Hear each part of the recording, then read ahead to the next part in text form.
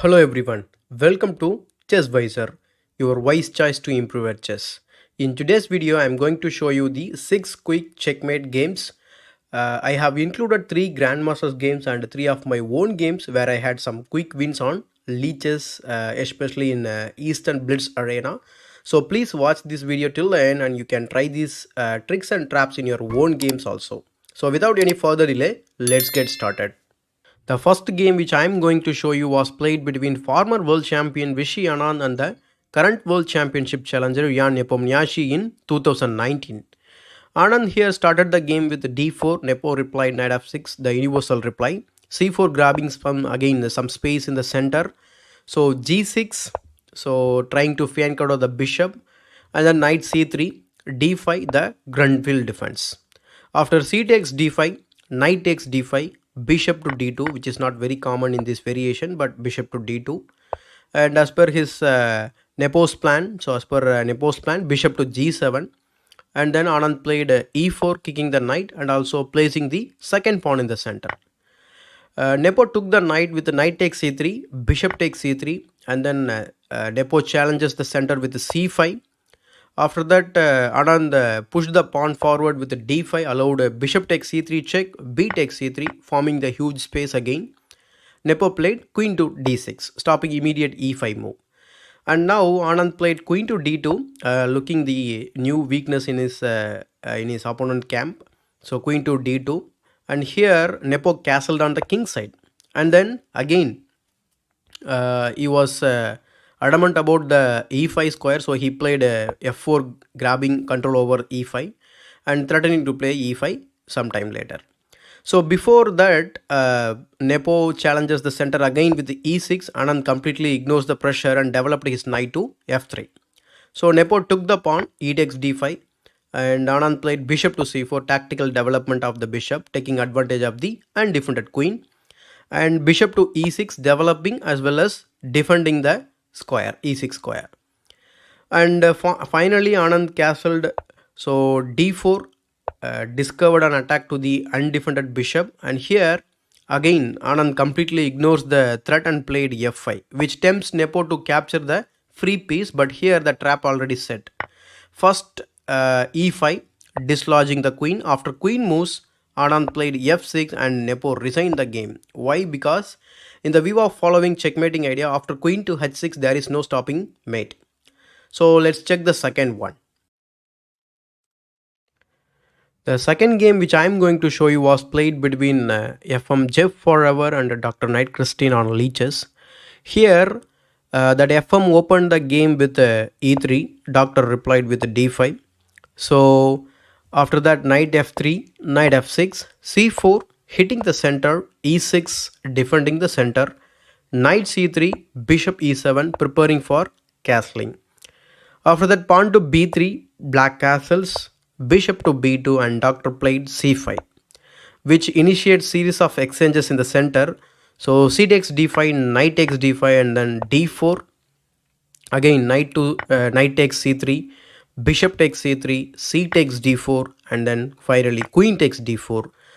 Because of this series of exchange, Doctor thought white will recapture with the bishop or knight, so he pre-moved his knight to c6 and blended mate in 1. And FM did it instantly. Yes, Carlsen got checkmated in just 11 moves. The third game was played between Adhiban Bhaskaran and David Navara recently. Here the beast opened the game with his famous 1b3. Navara took the opportunity and placed the pawn on e5. So bishop to b2, knight c6, c4, now knight f6, knight f3, and then finally e4, kicking the knight, and knight goes forward with knight to d4. Navara played bishop to c5, which is developing move with a tempo on the knight, and again the knight goes forward with knight f5, and Navara castled on the king side and getting ready to punish white's underdeveloped king side here. Again, Adhiban played e3 and Navara hits with d5 after c takes d5, and I would like to highlight something here because instead of punishing, Navara blundered the game by taking the pawn with the knight. Why? Because after queen to g4 and there is no stopping mate here. So the mate is inevitable, and that's why Navara resigns here. And now, before we continue the rest of the traps, please subscribe to the channel and also press the bell icon for the instant updates. And if you want to check more tricks like this, please check the I button above and check the description for the previous videos. Let's check the fourth game now. In this game, I was handling the white pieces and my opponent was handling the black pieces. So I started the game with e4, e5, knight f3, knight to c6, bishop to c4, the Italian game. And then he played bishop to c5, the Jacobiano. Here I castled and I was anticipating a knight f6 so that I can play Daud's gambit. So as I expected, he played knight f6 and then I played a pawn to d4, attacking the bishop and also challenging the center pawn. And here he took the pawn with the e takes d4 and I pushed the e pawn forward and kicking the knight. And definitely black should do some counter attack in the center, otherwise he may lose the game instantly. Similarly, in this game also, my opponent did not play the right move and he fell for my first trap with knight to g4. Where there is an undefended piece, there is a tactical idea, so I simply sacrifice my bishop, the classical bishop sacrifice on f7.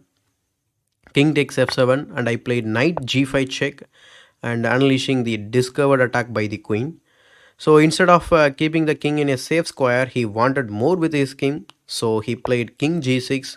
Again, it is a big blunder because I can simply capture the knight and set up another discovery.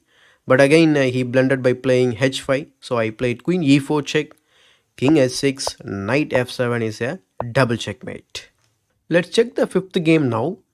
We reached the same position like in the last game.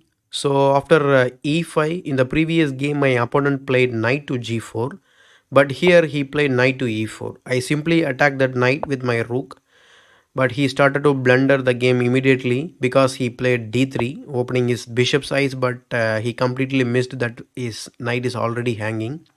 So I simply took the free knight on e4 and he played knight to d4, again another mistake. So knight takes d4 and then he finally played d5. I think this move he should have played much earlier, because when I pushed the e pawn he should have done the counter attack in the center, but he simply missed everything. So I played e takes d6 en passant and checking the king by rook. Here, instead of saving the king, he again made my job easy because he played king d7. I simply checkmated him in 3 moves, starting with the queen g4 check, king takes d6, and then finally placed my 5th piece on the 4th rank and delivered this beautiful checkmate with my bishop. So bishop f4 is a checkmate. So let's check the sixth game. It was again played in on Eastern Super Blitz Arena. So I opened the game with e4. My opponent played e6, d4, grabbing more space, but then he played c5, transposing into some kind of queen's pawn opening. But I was anticipating the French main move, so I pre-moved my pawn to e5. But he did not capture my d pawn, rather he played knight to e7. But I continued my plan, that's to play the French style, and I played c3. So after that c takes d4, c takes d4, knight e c6, knight c3, d5, knight f3, and here he decided to challenge my center with f6, and I completely ignored that and played bishop d3, eyeing that new weakness in his camp. So he took my pawn, I recaptured with my knight. So knight takes e5, knight takes e5. After that pawn takes knight. So I was expecting him to play against the threat of queen h5 check, but he missed that idea completely and played bishop to d7. So I played queen h5 check. He did not block the check. I think blocking the check will delay the mate. So he played king e7. After that I simply checkmated him with bishop to g5. Thanks very much for watching the video till the end. This is ChessWiser, your wise choice to improve your chess. Don't forget to like this video and please show your support by subscribing to the channel and press the bell icon for the instant notifications for the future videos.